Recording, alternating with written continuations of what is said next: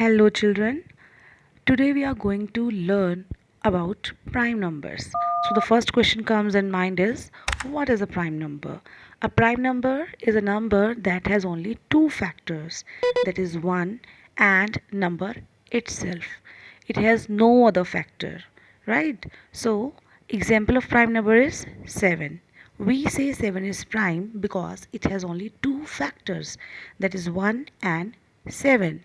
Moreover, we can express 7 in only one way, that is 1 multiplied by 7 is 7. So here 7 has only two factors, that is 1 and 7. Now some more examples of prime numbers are 2, 3, 5, 7, 11, so on.